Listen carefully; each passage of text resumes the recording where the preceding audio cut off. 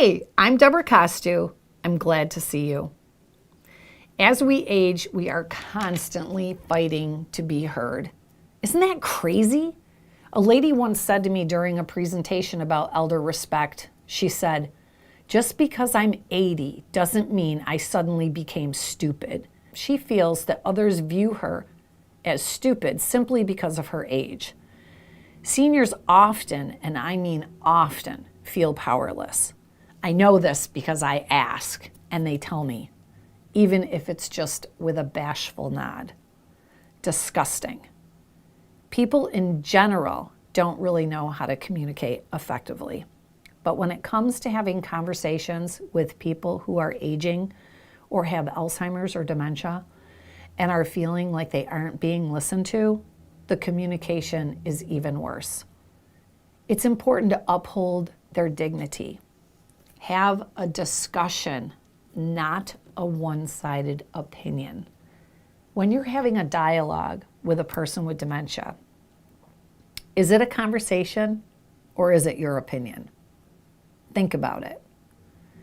Help them to maintain a sense of control by guiding the conversation in a positive way. Actually tell them that you're listening to them. What? Is it really that easy? Yeah, it is. But you have to be sincere. Tell them that you hear them and that their voice matters. I know sometimes it's hard. I made these mistakes with my own mom, and I teach this stuff. It takes discipline and it takes practice. So don't beat yourself up, but look back and recognize the mistakes and correct them going forward. Today, I'm going to give you 5 tips to improve your communication skill set that will help keep exchanges positive, creating solutions and outcomes rather than negative conversations resulting in arguments and hurt feelings. No one wants that. Families confide in me daily that they argue with mom and dad, that they try to help, and that they just end up fighting. I will ask them to tell me how the conversation went, and I can almost immediately tell them when the moment of impact was for mom.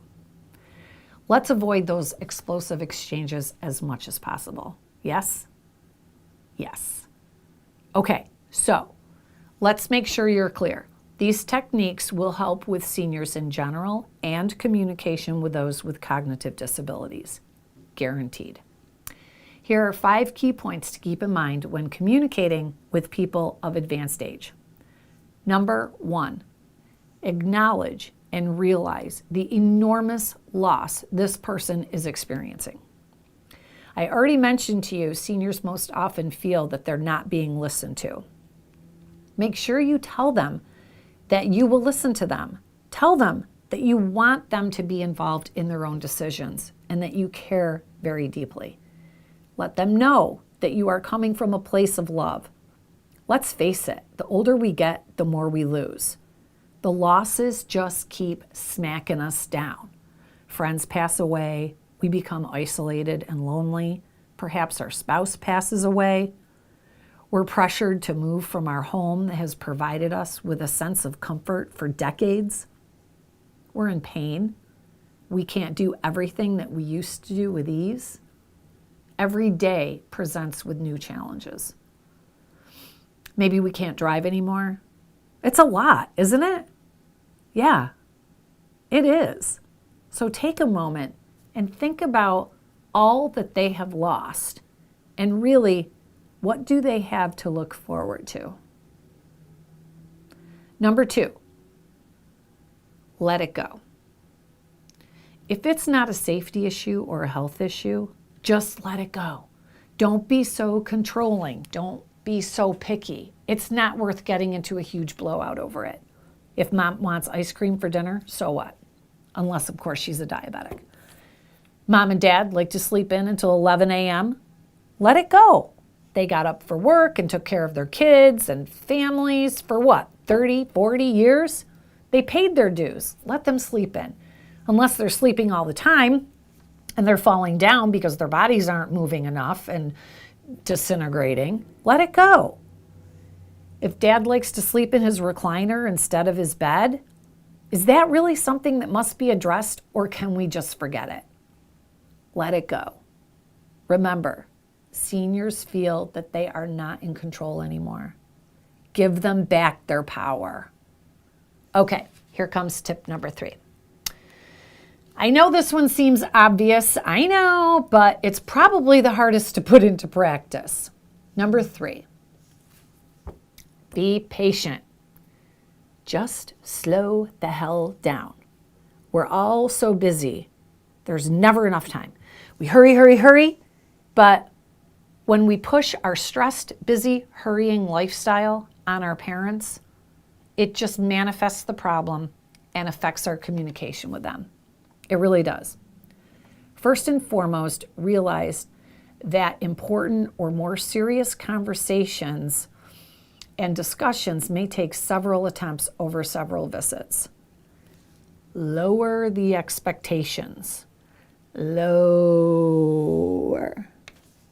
Seniors slow down physically, socially, and mentally. So pump the brakes.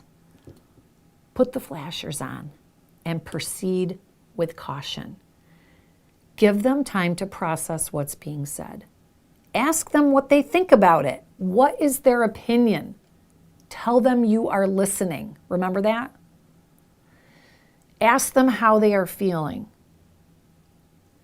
Never, ever interrupt them. This drives me crazy. Stop interrupting them. If you do that, recognize it and stop it. I see families, usually the sons or the daughters, interrupt mom or dad over and over and over. It sends me into oblivion. And if you do cut them off, apologize. Let them speak. Let them finish a sentence. How would you feel if every time you started to speak, someone spoke for you or finished your thought or cut you off? That's where the anger comes from. It's not them, it's you. Simply ask how you can help rather than telling them you're there to help. Because they're going to come right back with, I don't need your help, right? I have some great role-playing videos on my website and also on YouTube that you can check out. Tip number 4, avoid ultimatums. Ultimatums are demanding and threatening. This type of aggressive communication usually doesn't work and will likely backfire. Now, I'm not saying that in desperate situations or safety issues, this actually may be a last resort.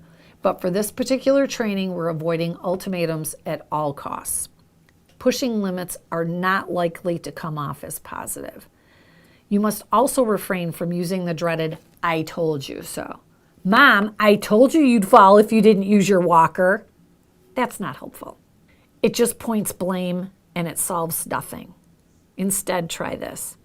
Is there any particular reason why you weren't using your walker? I'd like to help find a solution to prevent another fall and keep you at home. Is that what you want? You want to stay at home, right? Wow, what a difference, right? Dang. That last one, that came from love. Can you hear the love in that statement? So, Mom, how can we make using the walker easier for you? Do you have any ideas? Do you see how you're including her? See how you're asking for her opinion? I can see the light bulb going off in your head. Now, don't forget to comment below for me. I want to hear your thoughts on that. Tip number 5, reassure them. As we age, we slow down, but things around us are happening so fast. In the blink of an eye, our entire life can change and be turned upside down. It's a scary thought. Think about the thought of every trip to the emergency room may result in never coming home again. That's terrifying. It's a constant battle in the brain thinking, what's next for me? They may not show it, but they're scared. They're not as confident as they may appear. Here's where you come in. You reassure them. Let them know that they're doing great. Let them keep doing what they can. It's important to maintain independence and a sense of self-worth. Tell them they're doing a great job. Reassure them that you'll do whatever is in your power to support them. Tell them that you want them to be honest with you about their needs so that you can tackle those things together rather than have it turn into a bigger problem that results in a loss of independence. Again, that statement came from love. Let them know that no problem is too big when we work together as a team. Again, they want to be heard. Everyone needs to be validated. Everyone needs to know that they're doing okay. Let them know that you understand that they are doing their best and that you're here for them. Compliment them often. Tell them that you see them as a strong, determined, intelligent person. Create an environment of respect. Let the person know that you have their back. By building their self-confidence, you boost their mood, help with motivation, give them a sense of pride, and stimulate their overall well-being. Some simple general reassurance can go a very long way. So there you have it. There are your 5 tips for better, more effective communication with seniors. Give them their power back. Improving communication skills is just that. It's a skill, and it takes practice. But you can do it. I know you can, and I'm here to support you. Comment below about your conversations or arguments that have not been working, and I'll give you even more tips. I'm here for you. Remember, just 5 tips. Acknowledge their emotions. Let it go. Be patient. Avoid ultimatums. And reassure them. How did I end up with 6 fingers? I have no idea. Let them talk. Listen to them. Give them their power back. Okay, my friend, I hope you learned a lot today. You got this. Together we can. Hey, did you like that? Did you learn something new today? Be sure that you hit the like and subscribe button and give me a thumbs up. Make sure that you hit that little notification bell, because if you do that, then you'll get a little ding when there's a new video out.